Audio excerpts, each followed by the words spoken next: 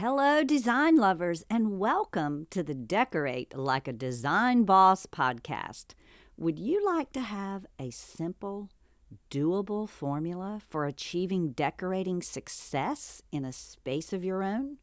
Well, today I'm going to give you one such formula that I have found works every time. So, let's get started.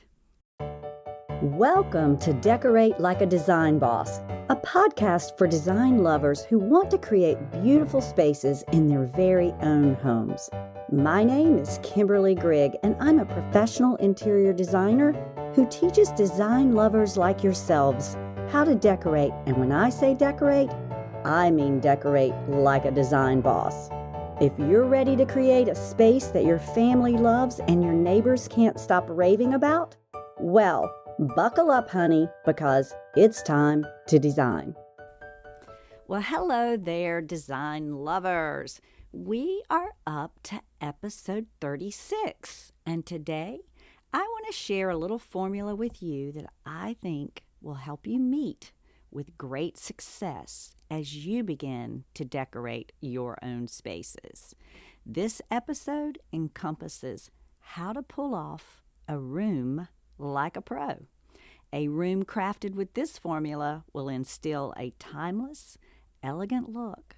Regardless of the amount you spend, a room crafted in this way, especially if the details are carefully thought out, will result in looking dramatic and expensive. Now, of course, there are as many ways to decorate a space as there are ways to navigate a map.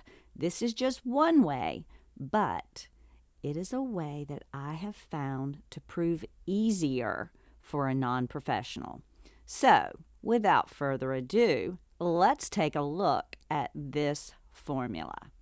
First, paint your walls a neutral color. This typically will lean into either white, taupe, cream, or gray. I call these the traditional neutrals. If you like bolder color, I am a believer in all color being neutral. So if you're inclined and are fairly skilled at working in color, you could go with a bolder choice like cobalt or pumpkin or some other color that you absolutely adore. But I'm going to save that lesson for a future episode because today I want to talk about this formula, and this formula actually neutralizes your background. So specifically, that's what I'm going to be talking about today. So this one formula would require that you paint your walls a neutral color. Next, you're going to get your floor plan organized. You're going to create a balance by adding some symmetry. In other words, if you add a sofa, it's a big chunk. It's a weighty piece of furniture that's taking up a mass of space. So, to get this floor plan feeling right, you must balance it either with another sofa or a chair on the other side, or typically even a pair of chairs. The symmetry must feel harmonious. Just like a key to a good painting, and I often use my artist experience because I do paint every single day. I use my art practice as also good practice for interior design. They actually go kind of hand in hand and follow along with the same principles. So you'll hear me refer to paintings and art quite often, and I'm going to do so here because just like a good painting, one of the keys is to create balance and harmony. And it's the same thing with a room. Many a time I walk into a space that is a bit off, and the reason is there just isn't a balance. This will cause a room to feel lopsided. So make sure to check that you have proper balance within your space. The number three tip. Now we want to create a focal point. This also will help you create the balance in the space.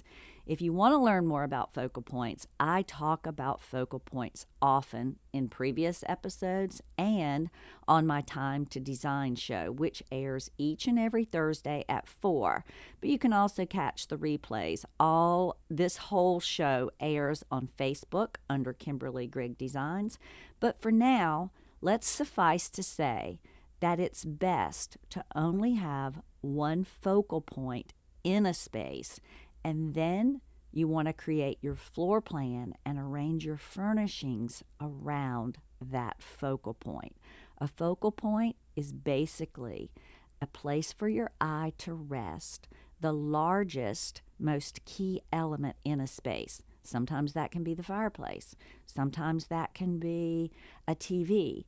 It just depends on what the room or how the room is going to function. And then you're going to create a focal point that supports that function and build your furniture plan around that focal point. Next, it's time to dive in, and I think the best way to do this is to start with an inspiration. What will the style of the space feel like? How does the room need to function? What activities will take place in this space? The answers to these questions are very important. And then inspiration can take many forms. It can be a photo or two from Pinterest. It can be a fabric, a painting, anything that makes you feel how you want to feel in your space. Your inspiration can come in handy when you're trying to create a color scheme and or a style or a vibe. Next, I like to anchor the space with an antique or a vintage piece. Typically, you can incorporate an antique into almost any style, even a contemporary style. One of the prettiest homes I've ever visited was very contemporary. Lots of white and lots of beautiful art. I remember the home as being exquisite, yet timeless, even though it was very modern. I often find that modern homes can become dated very quickly if you're not careful. But this home was for sure going to withstand the test of time, and here is why. Among all of the contemporary and modern pieces, there was an incorporation or inclusion of some older pieces. In the foyer, there was a vintage rug. In the main living area, nestled between a gorgeous art collection, was a large vintage mirror that leaned against a wall. The master bedroom housed a giant, ornate wardrobe, which is like a big closet. The overall result was nothing short of amazing. So no matter what you're creating, working in a piece with a heritage makes sense and is a beautiful way to instill a richness and give a home a soul. Look for spaces to add details. This is my 6th tip of this formula. This is often an overlooked step in the design process, but it's an important one. Is there a tray ceiling? Maybe you can add paint or wallpaper. Is there a way to change out the doors to create a more detailed space versus a builder grade look? Perhaps the lighting is meh, and you're going for Shazam. Changing a light fixture is easy and often can be very inexpensive. So really evaluate your space and look for opportunities to add details everywhere you can. Next, I want you to use color purposefully. This is a big statement, but also an important one. And what I mean by this is use color to connect rooms and spaces by running a little of your color palette into every space. For example, let's say you're working with pinks, teals, greens, and blues. In one space, pink might be your dominant color, with teal being supportive, and then the other colors being present like an accent. Now, to connect the dots, The next room might have blue as its dominant color, with teal being a supportive cast member and the green and pink just being accents. And you can go through your home and vary this color scheme in this way, and there will be a thread of connection. Make sense? In other words, if you neutralize your walls and then add color back in this way, it will be easier for you to maneuver the space with a fair amount of ease. All right, we are up to tip number 8. A good color palette is a little bit limited. Typically working with around 5 colors and then varying the shades of those colors really sets a good, manageable color palette in motion. Any less than 5 colors, however, can fall flat. Often I see clients say, I love blue. I want a blue and white color scheme. And I get that. And that means that predominantly the colors are going to be blue and white. But if that's all you do, I assure you, the room will never feel quite sparky enough. It'll never have emotion because there's just not enough color to invite the emotion. So, what do I mean by limiting your color palette? This is actually 5 colors plus a neutral.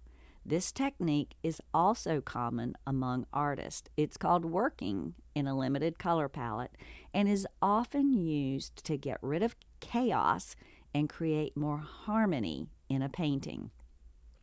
I recently stumbled upon this concept in an art class that I was participating in, and I never really had considered this in my artwork. I'm more of an intuitive painter, and I would just pull out colors that seem to work together, and that's probably just an overflow from my design background and experience.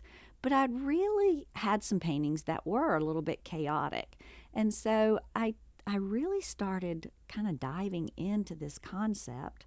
And then I thought, I wonder if this would translate over into my design practice. And I went back and I observed some of the favorite rooms that I've created and some favorite rooms that other designers have created. And I began to notice that this is a common practice. In fact, my favorite rooms, I was doing this instinctively and intuitively, and I didn't even know I was doing it. But once I defined it, it was a real aha moment, because some of the rooms that I've created that I have not felt were quite successful, well, believe it or not, I overused color. I overdid it. And instead of limiting to 5 colors and then using various shades of these colors, well, I find that it's A, easier, but B, the result is far more beautiful. Now, I have done some favorite rooms that have 3 colors, but I really did incorporate the values of those colors, meaning different shades of those colors, to create more interest. So try this on, and if you're having problems with a room, I want you to just kind of look and see, is it because you have too many colors, or is it because you don't have enough color? So consider working in what I like to term a limited color palette. I think you'll meet with great success with this. And now we're up to tip number 9, my final tip in this little series, and it is, if you want to up-level the space, add art and accessories. This is the final part of this formula. These are the little accents of color and detail that bring the space to life. So, these 9 steps, with a little practice, can help you create spaces that not only look good, but that function well and resonate with your type of living. Using this formula is also a very good and reliable recipe for achieving good decorating results in your own spaces. I hope this inspires you to give this formula a whirl, and I'd love to know How you fare? How did you make out? Drop me a line by email at kimberly@kimberlygrigdesigns.com. And also, please, if you would, take a moment to share this podcast with someone who you know might benefit from it. And while you're at it, please follow, rate, and review this show. It really helps us spread the good news about achieving decorating success. It only takes a second, and we truly appreciate it. And if you like learning in this manner, well, check out all of our social media platforms. Our classes are online, and we have a membership. Each and every Thursday, I host a live show called It's Time to Design, and you can find it at 4 o'clock every Thursday on Facebook and Instagram. Last month, we had 12 million viewers. So, give it a look-see and see if it's right for you. I hope to see you there, and I also hope to hear from you. And now, remember, I like to say, don't wait. Today is a great day to decorate. Bye for now. Thanks for listening to Decorate Like a Design Boss. If you want more info on how to decorate your space like a pro, visit KimberlyGrigDesigns.com. See you next week.